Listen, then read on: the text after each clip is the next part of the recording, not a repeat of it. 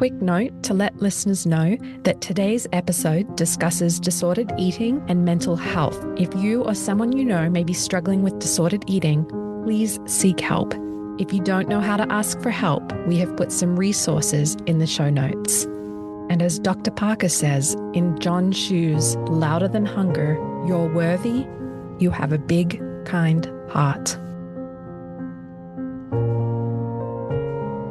It sums up like what my mission was and is for this book, that it will help somebody feel less alone, that it will inspire somebody to tell their truth, that it will inspire somebody to, as H.D. Camillo would say in The Tiger Rising, open up the suitcase of their heart.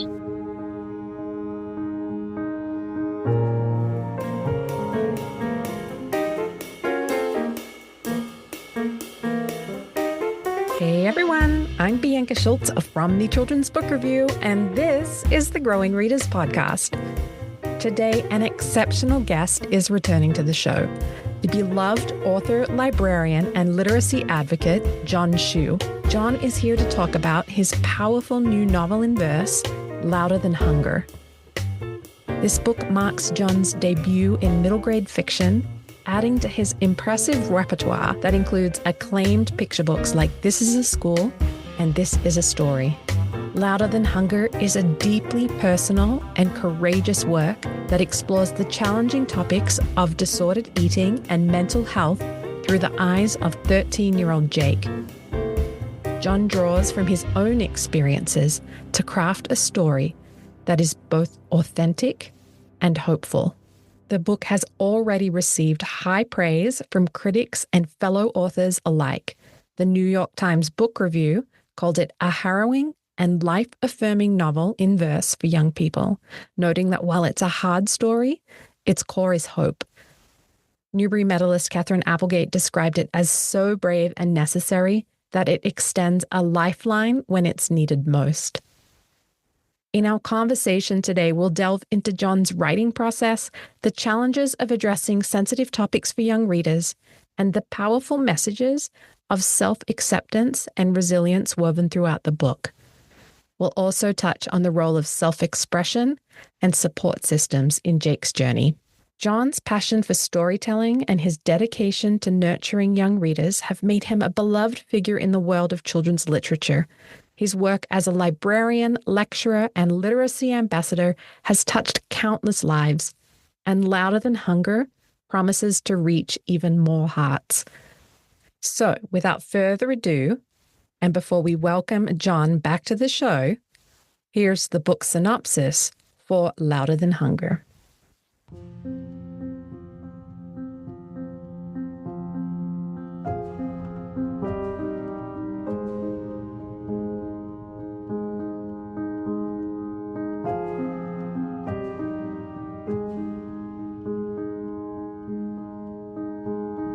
Revered teacher, librarian, and story ambassador John Schu explores anorexia and self-expression as an act of survival in a wrenching and transformative novel in verse.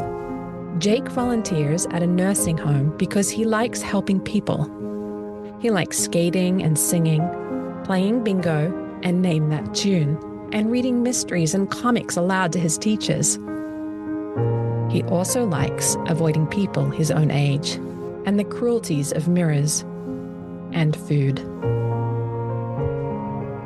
Jake has read about kids like him in books, the weird one, the outsider, and would do anything not to be that kid, including shrink himself down to nothing. But the less he eats, the bigger he feels. How long can Jake punish himself before he truly disappears? A fictionalized account of the author's experiences and emotions living in residential treatment facilities as a young teen with an eating disorder, Louder Than Hunger is a triumph of raw honesty, with a deeply personal afterword for context. This much-anticipated verse novel is a powerful model for muffling the destructive voices inside, managing and articulating pain, and embracing self-acceptance, support, and love.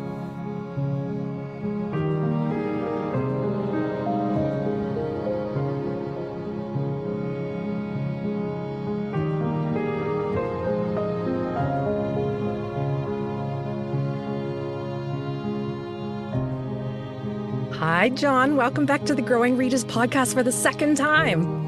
Hello, I'm so excited that I am back. It means that you liked our conversation enough the first time to invite me back. I loved our conversation the first time. And when I received the invitation from you, I was so honored and so excited to come back. I've said this on the podcast before, but I love a second time guest because sometimes it means that we can just really focus on the book at hand. Because I like when it's a first time guest, I want to know more about you and what you loved reading as a kid. And so on this episode, we just get to talk about Louder Than Hunger.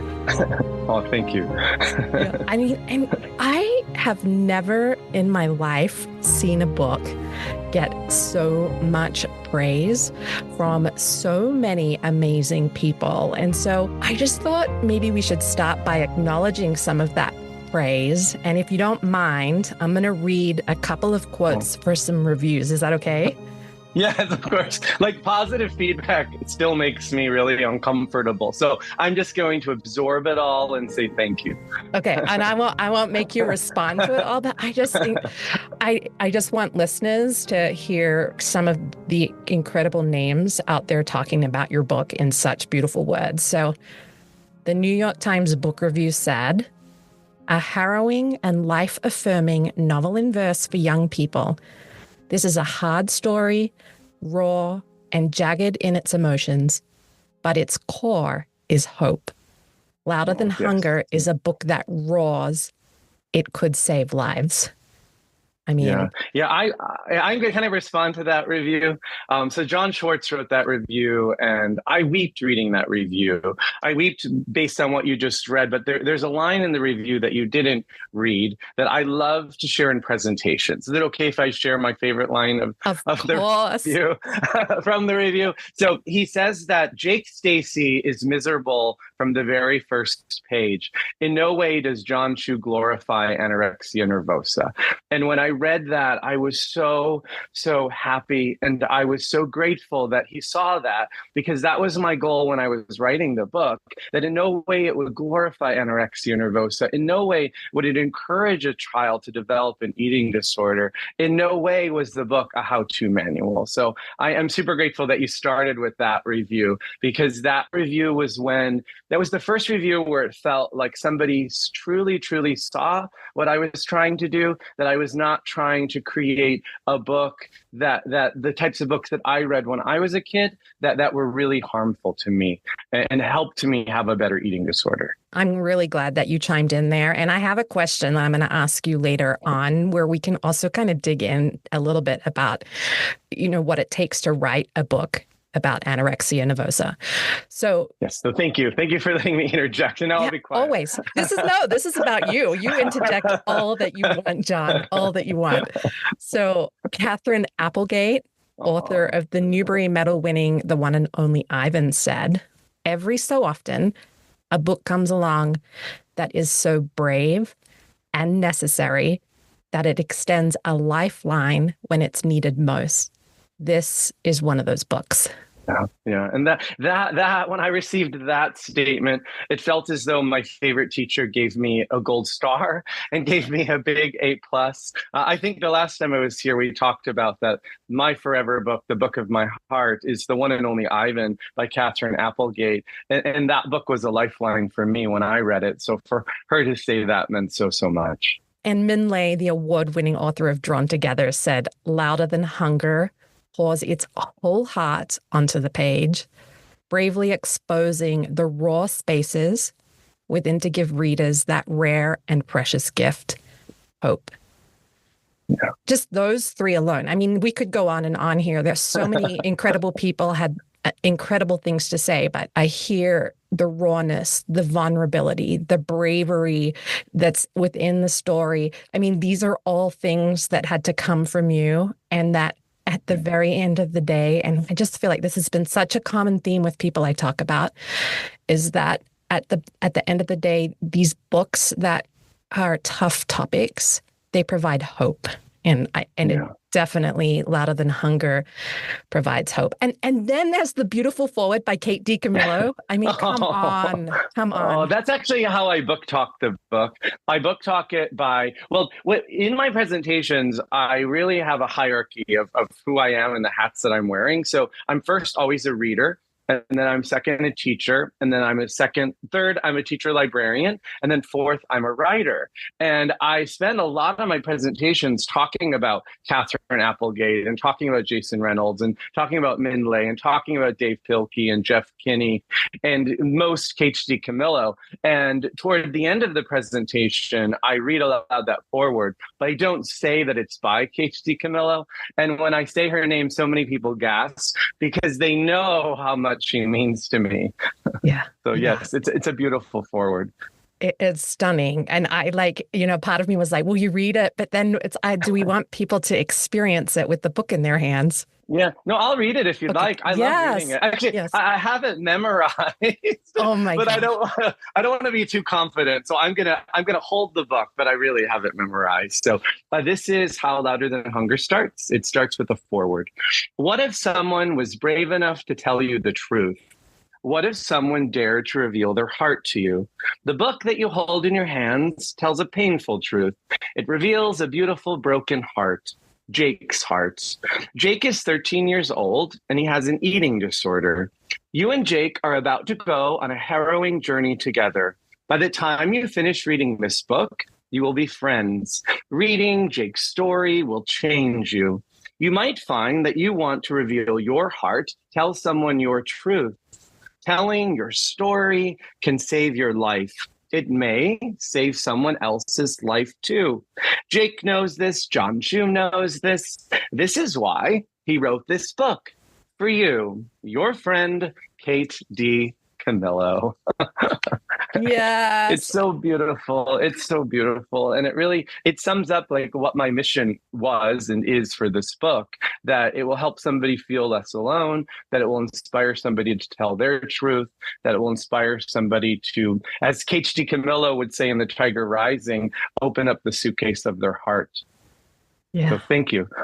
I feel like you just led right into what I wanted to ask you, because we talk about this being Jake's heart, like we see into his heart, but it's also really your heart. We're seeing into your heart. Yeah. So will you explain to me what's in both your head and your heart when you sat down to create such a vulnerable story? So I finished revising my book, The Gift of Story, which is about the affective side of reading and writing, in March of 2021. And I finished revising that book in New York City, and this big weight had been lifted from my shoulders because I turned in that book 2 years late. And I never thought I would finish writing that book, let alone revising that book. And so I was on my way home from Chicago, on my way home from New York City to Chicago. I revised most of the book in New York City. And I was on the flight. I was up in the air, and this voice started talking to me. And I knew right away it was my younger self. And I picked up my notebook and I started writing down what was coming to me. And I knew right away that the story was going to be a novel in verse. I knew right away that it was finally my time to tell my story of my struggles with anorexia, nervosa, obsessive compulsive disorder, depression, and anxiety. But I knew that I didn't want to write John Edward Schumacher, my legal name. I knew I didn't want to write his absolutely true story, but that I wanted to write my own story through the lens of somebody else, if that makes sense.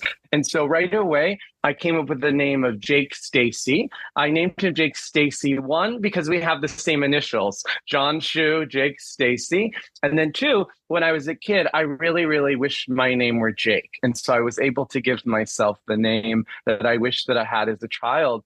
And I just wrote like from a very raw place, a very vulnerable place. It was easy to get down those first 100 poems. And then when I shared those first 100 poems poems with my agent, she said, you should keep going with this story, but you've just written a memoir.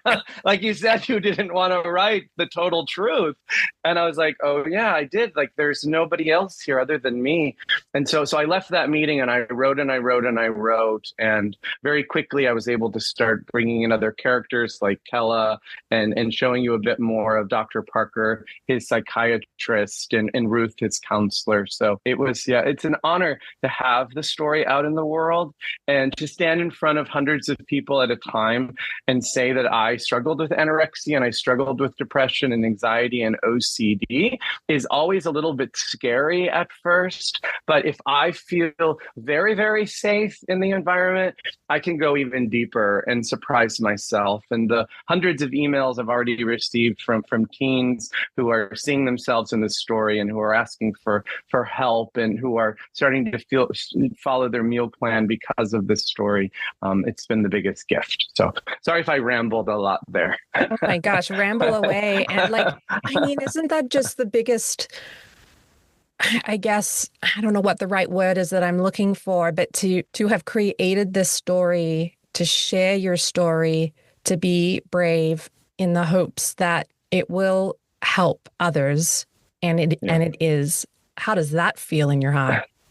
Yeah, well, it was one of the biggest honors so far is anorexia nervosa and associated disorders did endorse the book. And there are very few books that organization endorses because, again, as I was saying earlier, a lot of books about eating disorders historically have just taught people how to have a better eating disorder. And thankfully, a lot of those books are no longer in print. And a lot of people like myself have advocated for removing those books, not as an act of censorship, but for an act of this is not the type of book about anorexia or bulimia that we need in our collections, because we see over and over and over again how those books have harmed so many kids. You talked about this a little bit, but how did you approach the process of transforming your story into a novel in verse format? So it came out in poetry and your agent said you're writing a memoir. So how did it all just piece together in a novel in verse? Yeah,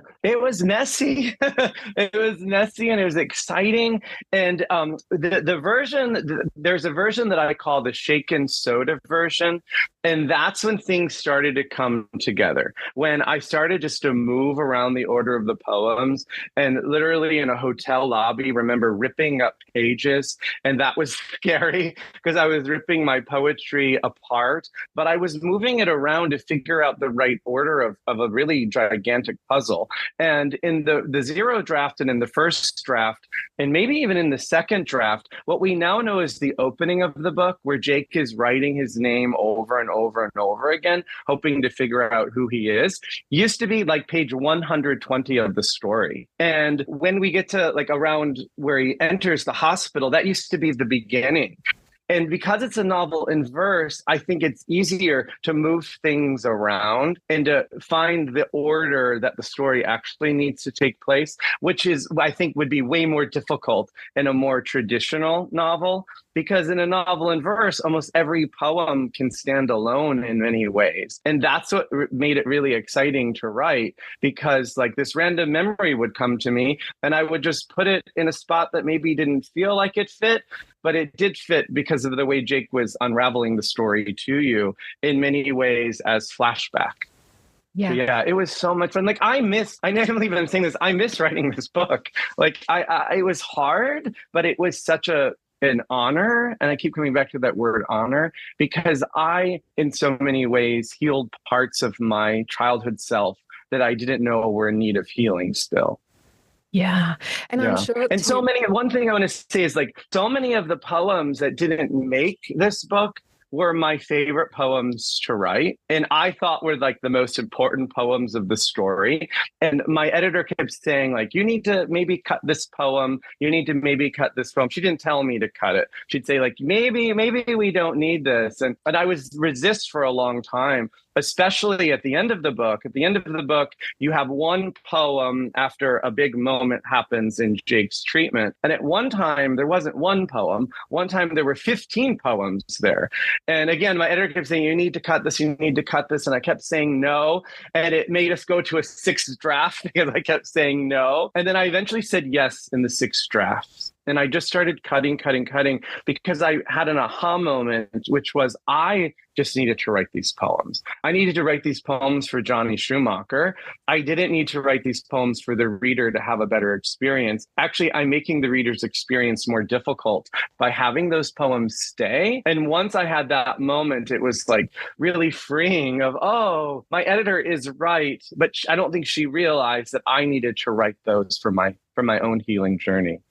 That's so incredible. Yeah. And honestly, I mean, it always takes a team for a book to be so amazing. And so this story for me reads so perfectly as it is. And it's even hard for me as the reader to have imagined it in any other order. I mean, it came together so beautifully. Yeah. I would Thank love, you. Yeah, you're welcome. I would love for you to discuss the significance of the title, Louder Than Hunger, and how it relates to Jake's journey in the book with the voice in his head. Yeah, coming up with the title was really, really hard. And you're the first person in all the interviews that I've done and all the conversations I've had about the book to ask me about the title. I've never talked about the title. I still often refer to it what the manuscript was called all the way until probably the second draft, which was Jake's story. I'd always say to myself, I'm telling Jake's story. And even when I email people about the book, sometimes I call it Jake's story. But Jake's story is not a strong title.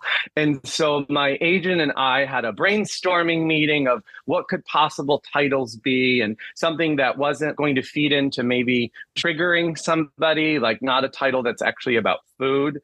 And I don't remember exactly how we landed on Louder Than Hunger, other than it had a nice cadence to it. And it seemed like a title that would stand out. I was afraid, though, in our initial conversation that it would sound like a war title, but in many ways, he is at war with himself. We left that meeting and I said to my agent, I'm going to just read through the manuscript one more time and see if there's somewhere that a line pops out. And you're like, that is the title. And so I did that exercise, thinking, though, about Louder Than Hunger at the same time. And I actually found a spot to insert the line, Louder Than Hunger. And I said, oh, it works. Like, I didn't think that I would need to insert a line in order for it to tie to the title, but that was like a really fun exercise. And then I kept going and I found one more spot to put Louder Than Hunger. And then I knew it was the right title. The art director, in response to the title Louder Than Hunger, said that the only thing that's louder than hunger for Jake is his heart. And when they first started to play around with cover design, it did have a heart on it, but then it was kind of like a creepy heart and it looked like it was more of a Frankenstein, Dracula type book. And then it looked more like a Grey's Anatomy type cover. But then the thing that really killed it was they didn't want it to look like my book, The Gift of Story, which also has a heart on it. So the title came about through a brainstorming exercise in which one of the titles we came up with was A Work in Progress. But a book by Jared Lerner that's also about eating disorders had just been announced right then. And we're like, well, we can't have it be called A Work in Progress. I love that, how you just talked through that, because I remember a very specific moment where I read Louder Than Hunger in the last third of the book. And it really hits. It's such a great title. And again, I would never have imagined that you found a place to insert those words. They just belong. Well, and actually after the auction, I still was not in love with the title. And I had a meeting then with Susan Van Meter where we tried to come up with a different title, but none of them were working the way Louder Than Hunger was working. And so I said, well, this must be the title. And as I said, every so often I still refer to it as Jake's story because that's what it was for so long. But I think Louder Than Hunger is a memorable title and it's the right title. And I love how on the cover, the title is your central image and the title really is like what your eye is drawn to more than anything else. Yeah. Yeah. Yeah. And I just think too that no matter who you are, our inner voice can be our absolute worst enemy. And Yeah. if we can just all learn to talk, we try our best to talk kindly to others, but why don't we try hard enough to talk kindly to ourselves and empower ourselves? And so I find the title, after reading the book and really understanding the title, I find it really empowering. Well, thank you. Yeah, I do. It's a good title. Yeah. Well, self-expression is a big part of this story. So do you want to discuss how self-expression plays a part in Jake's story? Yeah, so I think Jake is resistant to self-expression for a long time. I think he's embarrassed by his own interests, his own heart. He wants to become as invisible as possible. But I think through exercises that Dr. Parker gives him, that he eventually does. He resists a lot in the beginning. And I think his relationship with Kella is someone in the book who's not in the eating disorder program. She's there for depression. But through her introducing him to a lot of musicians and poetry in a different way and art in a different way, I think he becomes more comfortable expressing himself, his true authentic self. And I think that we can assume that a lot of theater is in his future, and he's going to eventually see Rent on Broadway, or the first national tour like he actually, I know he did. So yeah, I think that the writing and music is really what helps him express himself, and theater of course too. You can tell me to remove this part altogether because it is a little bit of a spoiler. So just tell me no, but one of the self-expression projects that Jake does is to draw himself on a paper bag and then down words to describe himself and put it in that bag. And that activity, I felt like every kid, every grown-up should do that activity. Yeah, that is an activity that I did in art therapy. I think almost all of the activities that Jake does, either I did when I was in treatment, I spent 2 years in treatment, Jake is in treatment for 1 year, or our activities I did as a classroom teacher. That moment really resonated with me. I feel like it's a really powerful tool. Can you discuss the role of support systems and self-acceptance in Jake's journey throughout the book? Yeah, that was one of the most interesting journeys to write into the story, because I didn't want to overwhelm the reader with Jake's mom's own mental health challenges. I think the reader knows that his mom is going through a lot. In one draft, we got to know a lot more about what mom was going through, but it became too heavy. Jake's relationship with his dad is quite challenging. In many ways, Jake doesn't think that he's the type of son that his dad ever wanted, that they really can't see eye to eye. But thankfully, Jake has his grandma, and his grandma is his everything. His grandma is his best friend. And really, Jake can only fully breathe for most of his life when he's at his grandma's house. But as we see in the first act, even grandma's house, because of the voice, no longer feels safe. But in the first act, we know that Jake has his grandma. In the second act, where Jake is hospitalized at Whispering Pines, he has Ruth, and he has Pedro, and he has Bruce, and he has Dr. Parker. But in the beginning, he doesn't want them. And Jake really doesn't want anyone. He doesn't want his family to visit him. The only person who he wants to visit him is his grandma. But we start to see that maybe grandma's not doing well, that she's having her own health challenges. And so I think it probably feels kind of bleak to the reader at times, that Jake doesn't really have anybody. He doesn't feel like he has anybody in his life when he's not with his grandma all the time, which is why I gave him Kella, that we had hope there, that he now has somebody around his own age that he can perhaps confide in more. Once Jake starts actually following his meal plan and not hating everybody like the dietitian Wanda, he starts to see that he actually does have a very good support system. And if he starts listening to them, and if he starts doing the exercises and the treatment ideas and the treatment plan that they come up with, that he can be okay. So I don't know if I answered that fully, so sorry if I didn't. No, you did. It was because it does feel like he's alone a lot, like he doesn't have anybody.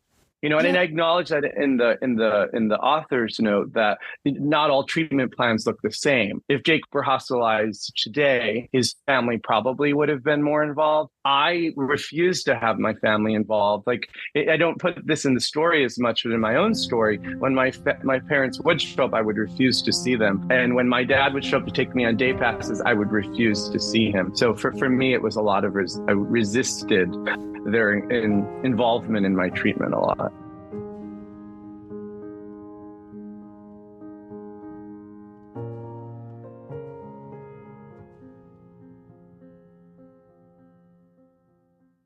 You're a reader through and through. And so you know that when a reader holds somebody, an author's book in their hands, that story becomes their story. And so it's always going to depend on who the reader is as to what they hone in on and what they focus on. But I felt so much hope from Grandma. And I know that again, no spoilers, that the parts with Grandma aren't always just happy, happy, joy, joy. But she brought so much just hope. And I feel like obviously, I'm not a young reader anymore, but I would have to imagine as a young reader, they would hopefully see that they can look for the people like Grandma in their life. Yeah, exactly. And I talk about that during school visits, of looking for people in the school, identifying people in the school who you feel safe with, and who, if you yourself are struggling with something, you can go to them. And I always say, like, based on my observations, these are the 3 people who, for me in this moment, feel really safe. And they're probably people who I would go to now because I can see their open heart, which means they probably have an open door of finding the person who can help you. But when you were talking, I was thinking about a student that a former classmate at Dominican University, that's where I went to library school, emailed me about her student. I'd like to tell this story. I've never told this story in a recorded way, but I've been thinking about it a lot. There's a school in Chicago named Hawthorne Academy, and outside of the school, they have a little free library that's dedicated to Amy Krauss Rosenthal. And the last time I was here, I think we talked about Amy Krauss Rosenthal. I dedicated my book, This is a Story, with Lauren Castillo, to her. And in every presentation, I talk about how it's because of Amy Krauss Rosenthal that I felt brave enough to start telling my own stories. So anyway, there's this little free library that's dedicated to her. And whenever I have a new book come out, I send the school 15, 20, sometimes 30 copies for the librarian who I went to library school with to put in the little free library. About 2 months ago now, there was a 4th grader who saw Louder Than Hunger in that little free library and took it out and started reading it. And he was about halfway through the book when he spotted a copy of Louder Than Hunger on his librarian's desk and said something like, "Oh, I got that book out of the little free library. I'm reading it right now. It's really good, but it's really sad." And she then shared with her student that she went to library school with me and that we're still friends and that I actually sent the copy that he's reading right now, and then shared with him that it's based on John Schu's own experiences. And the boy just froze and he couldn't speak for a little bit. And he looked at his librarian with tears in his eyes and said, "So that means he's going to be okay? Like he's going to survive this?" That helped the boy so much in that moment, because I think in many ways it was like too sad for him. And he was maybe thinking about putting it down, but knowing that it ended okay, knowing that the actual person, on whom it's based is okay, that he could keep going. So I loved that. It gave me chills. Yeah. This is a complete tangent question. So I have family members that if they have concerns or worries about where a book is going, they go and they read the last page. I knew you were going to say that. Oh. I try to never judge people's reading traditions or reading quirks, but I could never do that. But I've met a lot of people who do that. Yeah.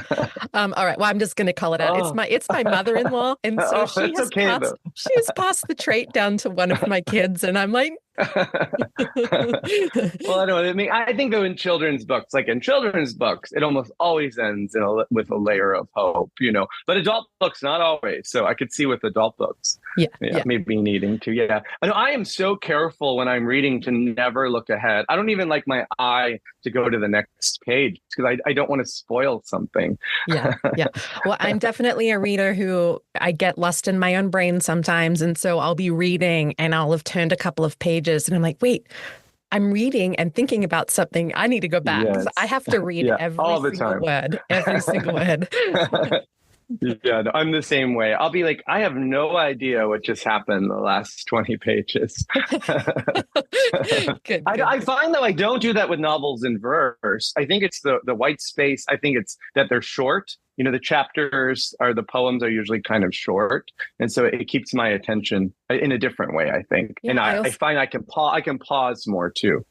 I also wonder about this too, because I'm a huge fan of theater and musicals and just music in general.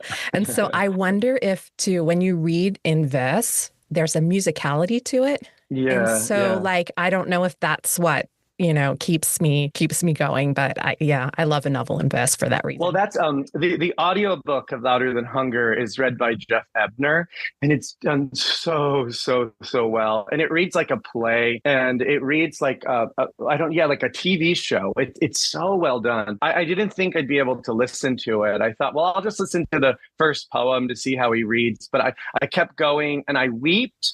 And I had a different experience with my own story that I'd never had before. It felt more real than ever because someone else was reading it to me. And I also love that a lot of people come to my book signings having only experienced the audiobook, and they don't know that it's a novel in verse. And when they see it's a novel in verse, they're like, I had no idea from the audio. So I love that. Given that the story addresses sensitive topics like eating disorders and mental health, which are very real for young readers, could you share the challenges that you faced in balancing your authenticity with the fictional elements of the story? Yeah. So this is what I did. And that was really important for me to balance it. But also, like, I keep coming back to not create a how-to manual.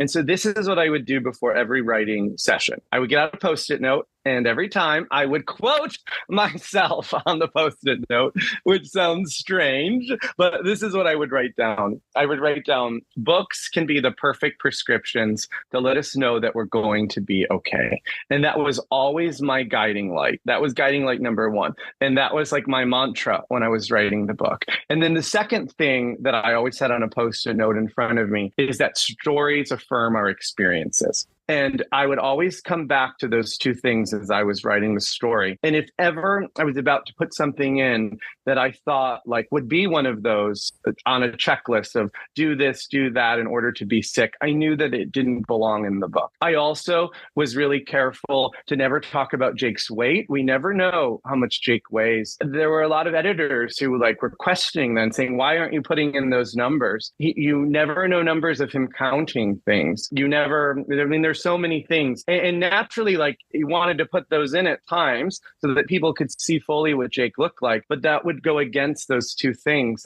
those two statements that were on my Post-it notes. And then two, I would write some scenes and I would go, no, this is putting this book almost to adult, or this is putting this book to upper YA. That's not where I want this story. I think that this story could be in a K-5 library. I wouldn't recommend it to many kids below grade 5. I think the sweet spot is grade 6 and up. And again, when I have a librarian brain, and when I was writing the story, I was really aware of things. If I were to put them in the story, it would bring it up. But I really wanted the story to be true middle grade, because I think those are the kids who need this book the most right now. Absolutely. I have a middle school grade kid, so I totally agree with that. Slight tangent again, based on what you were just talking about. Do.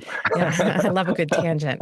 So this is something that I struggle with the Children's Book Review, is that when you receive a book and you read a book, and I've been doing this since 2008.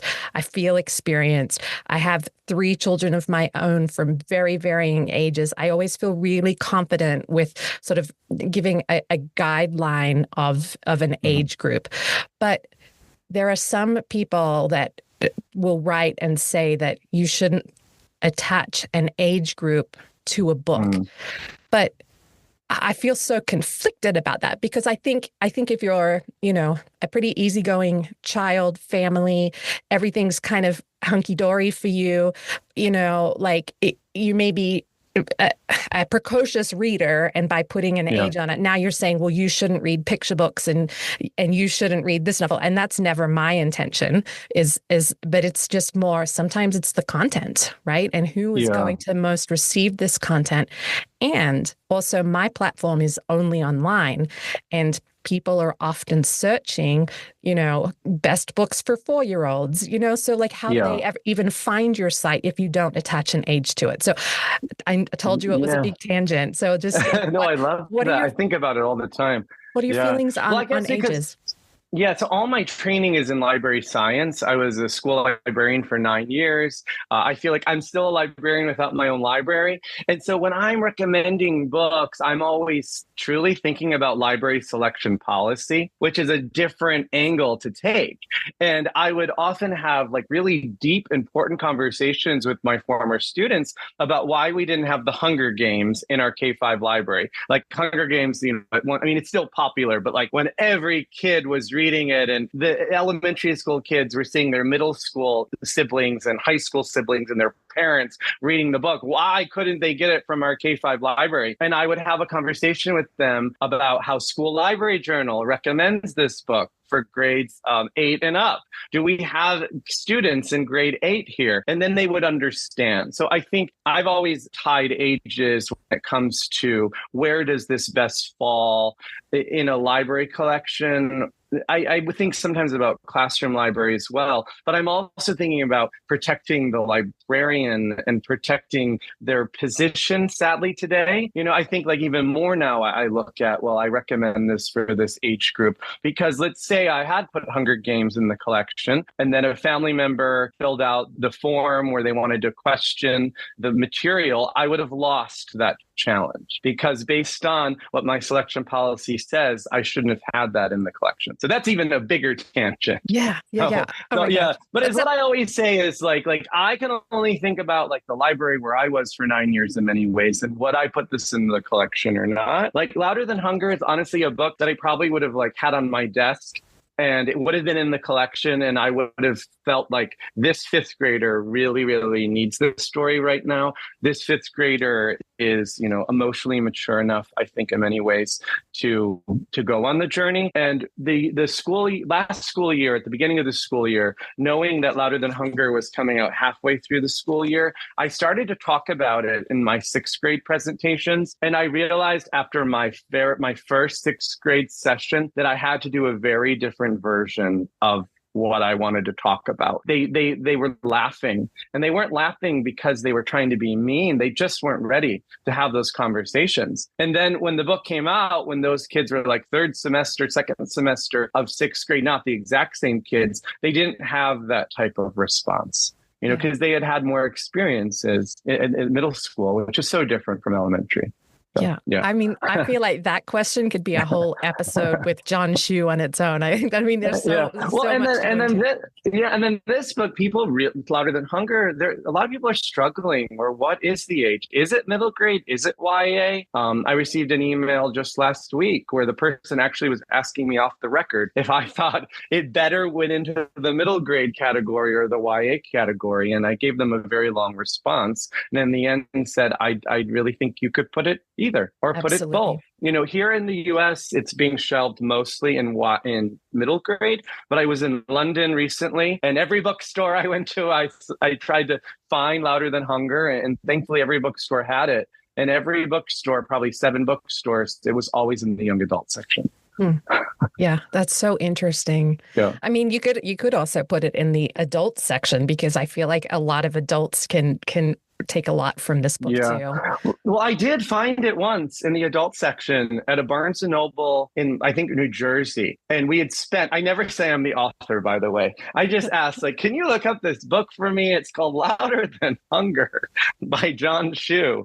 And it showed they had it in stock. And the bookseller said, we had a really long conversation about this book. We couldn't quite decide if it needed to go in, she said, YA middle grade or parenting. And I was like, parenting? And we found it in the parenting section. That's where they decided to put it. That is so interesting.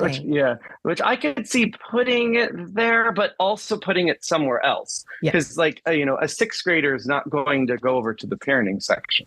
if they're just browsing. At least I don't think they would. Sorry, I'm going on all these tangents. No, I mean, I feel like maybe we have matching brains, John. Maybe we have matching brains.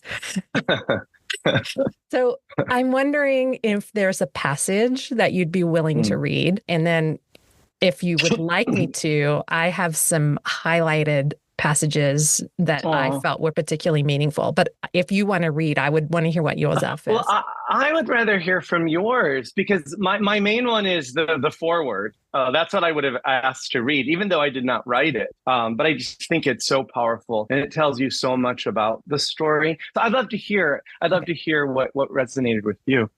All right. Well, the funny thing is that I have like 2 copies of Louder Than Hunger, and I could not find either copy ahead of our conversation today. So I went and downloaded it onto my Kindle. And you know what's thank you. So fascinating about the Kindle is that you can see the passages that other people have highlighted. So really? You cannot see who they are, but I could see that there's this passage that 8 people had highlighted it. And I was like, that's so funny, because I was going to highlight it too. So I'm going to read this one because I think please. It was obviously resonating. I punish myself day after day. Why? For taking up too much space. For being me. For breathing. Now, you don't have to comment on that, but the fact that a lot of people had highlighted that passage on their Kindle means that it spoke to them. Yeah, or they felt that way. I think a lot of people feel that way. Yeah, that was one of the poems where I cried writing it. I cried a lot writing this book, and a lot of it was I just felt so bad for Jake. And I'd say to Jake, I'm sorry, like I have to hurt you one more time. I had to keep telling him that. And sometimes it was my editor saying, you've got to hurt him one more time. It's like, when can I start to allow this kid to do better? And at times I was like, okay, he's now going on the path that feels good. And then I go, no, I'm sorry, I've got to just hurt you one more time. Yeah. Yeah. Pretty much everything that happened to Jake in the book happened to me. So, well, I'm not going to read this whole page. I'm just going to read. It's from day 20. And it was, I believe, Mom was reading a letter from Grandma. And I don't want to read the letter because I want people to experience it for themselves. But I'm going to read the words that, at least on the layout of my Kindle, were at the top. And it's, reading aloud is love. Yeah. What do you want to say about that?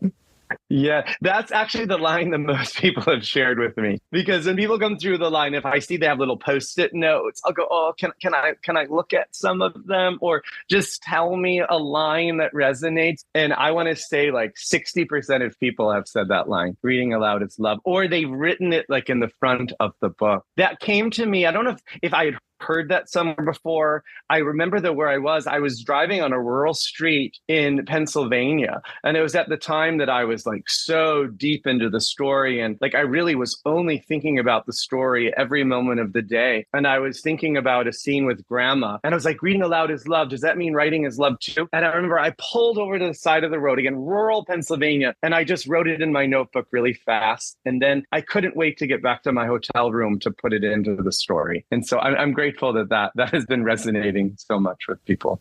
Yeah, I love it. When you sign your copies to people, do you write something else in there?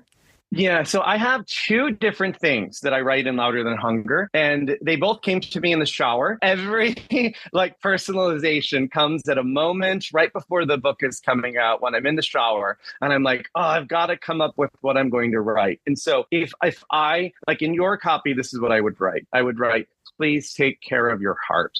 I would do one line, please take care centered of your heart. So it's 3 lines, but that's too long when you don't have a lot of time. And so otherwise I'd put like, for John's heart, for your heart. That's the other that I write. But I really want to write, please take care of your heart. And I say to the person, if you haven't read the book yet, that line will make more sense toward the end of the story. Well, here's the question that every podcaster, every interviewer likes to ask. What message do you hope readers especially those who might be struggling with similar issues to Jake, will take away from Louder Than Hunger? Yeah, I hope that Louder Than Hunger encourages readers to listen to Alanis Morissette. That may sound like a joke, but it's true. And I've received emails from middle schoolers who said after they read Louder Than Hunger, they listened to Jagged Little Pill. And I was like, oh, there's a lot of therapy in listening to that album. I hope it inspires them to pick up their own notebook and really do what K.C. Camillo says can be done in the foreword, which is tell your own story, open up your own heart. I hope if they're struggling with anorexia nervosa, or if they're struggling with a voice that has gone from a little V voice to a big V voice, that they're inspired to ask for help, and that there's nothing wrong with asking for help and having a psychologist and going on medication and normalizing all of those things. So that's what I hope. And then my joke answer is I hope that they watch the Golden Girls, because there's a few Golden Girls references in the book. Yes. You know, what's funny? I love it when I'm reading a book and I'm like, you know what? I must be almost the same age as this author because of references. So I know based on some of the year, like the date that was listed in the book, I have a couple of years on you, but I mean, we watched the same shows, we listened to the same music. And recently I was reading Black Girl, You Are Atlas by Renee Watson. Oh yeah, I read it. Yeah. Now I grew up in Australia. She grew up in the US. She's Black, I'm white. And yet I was like, we're the same. And so I was like, I needed to know how old she is, which is so rude of me. But I Googled, and our birthdays are almost the same. So all right. Well, I don't want to leave without asking you quickly about your next picture book, because you say which stories are your story of your hearts and whatnot. But like this also has to be a little piece of your heart. It's a theater. Oh, yeah. Oh, that one. Yeah. So what were you going to tell me? Which one? There's another one too, but Leah, let's talk about that one. So This Is a Theater was just announced a few weeks ago. No, actually a week ago, like almost exactly a week ago. We're recording this, I don't know when, August 13th.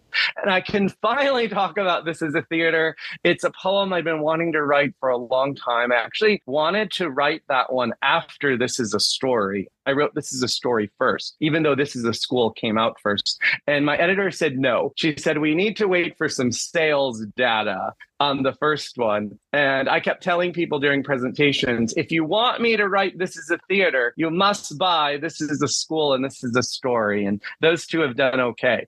So I got to write it, and it's so wonderful. And it's my love letter to theater and the performing arts. And it's a poem that was inspired by doing hundreds and hundreds of school visits. It was a poem that's inspired by a word I always think about, which is connection. And I wrote the poem in a way that shows that light and sound can lead to connection. And I hope it resonates with people. And then I have a picture book coming out in March 2025 that's called Ruthie Rose's Big Idea.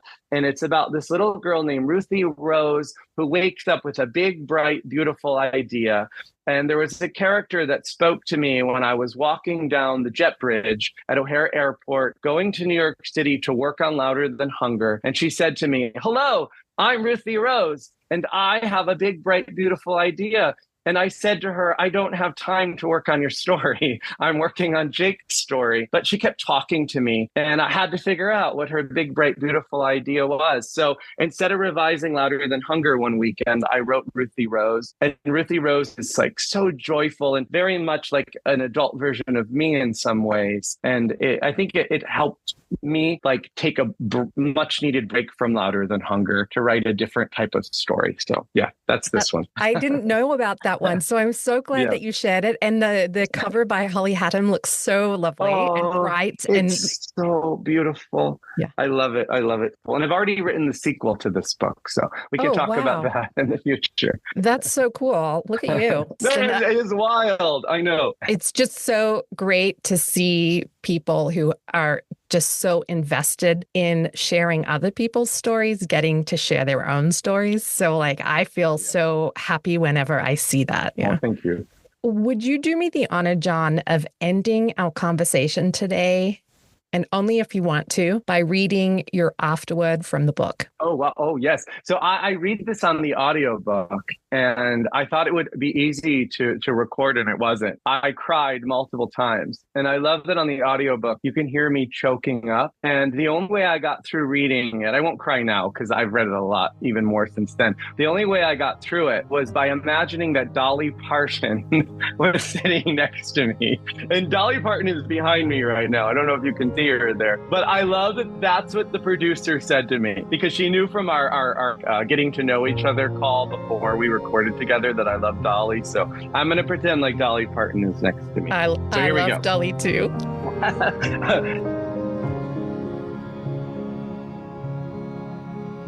Dear reader, hello, how are you feeling? Thank you for reading Jake's story. Thank you for spending time with him. His actions and reactions can make us feel uncomfortable at times. Parts of his story are hard to read. He's intense. He's often confused and lost. He often feels as though nobody will ever understand him, including himself. For many years, he doesn't think he'll ever get better. It feels impossible. He almost gives up a few times, but he doesn't. He keeps moving forward, even when it hurts, even when he's stormed out of rooms and shuts down emotionally. You might wonder what happens next in Jake's story. And I've received a lot of emails demanding a sequel to this book. I imagine, 1, he finds a group of accepting friends who embrace him. 2, he regularly sees a therapist who helps him express his feelings, shares tips and strategies to talk back to the voice, gives him a safe space to work through his worries, and helps him live a life that's easier, better, and more fun. 3, he asks for help when he needs it. 4, he becomes a teacher and then a school librarian. 5, he sees a lot of Broadway shows. 6, he's loved and loves. How do I know what Jake might do with his life? How do I understand Jake's inner thinking? How do I understand Jake's heart so well, so deeply?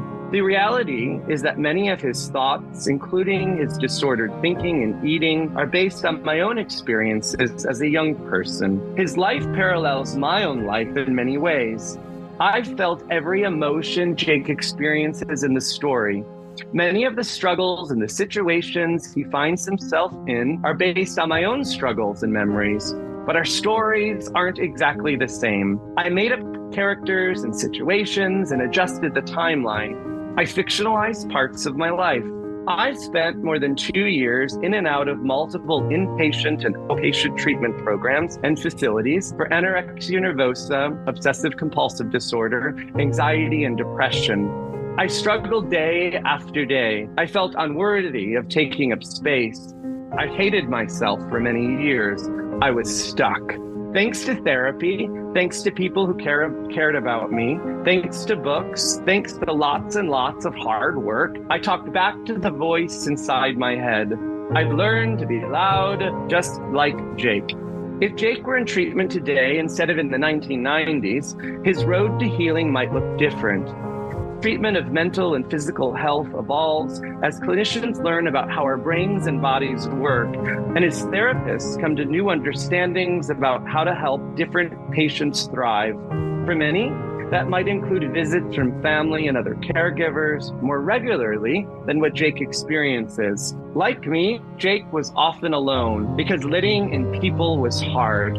If I could talk to Jake today, I'd tell him what 14-year-old John didn't realize yet, that he doesn't have to do it alone. Additionally, treatment programs are now shorter than what Jake experiences. They're made up of inpatient care at facilities like Whispering Pines, and then outpatient care that encourages patients to heal in their own schools or learning environments. I chose to write Jake's journey within Whispering Pines. This allowed me to focus on the growth within him instead of his movement between locations.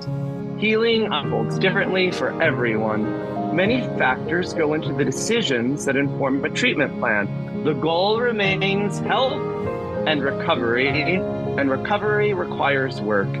Every so often, the voice wakes up.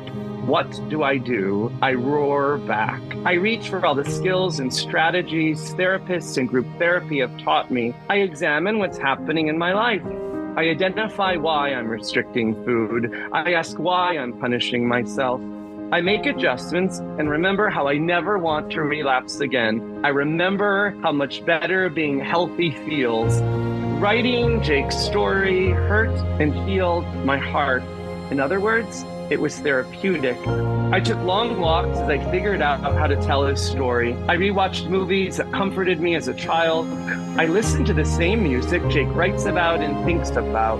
The movies and music helped me better understand and connect with my 13-year-old self. I wanted to hug and comfort Jake many times along the way. I wanted to say, Jake, you're going to be okay. I'll protect you. Follow your meal plan. Listen to Dr. Parker. You're worthy. You have a big, kind heart.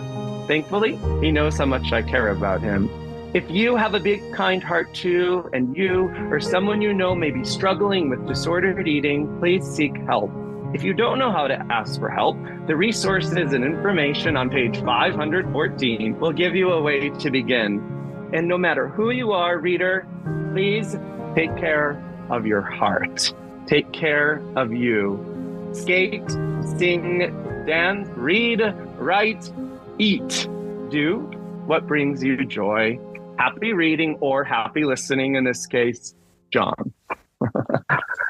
And I realize there's so much of what we talked about today that's in that letter.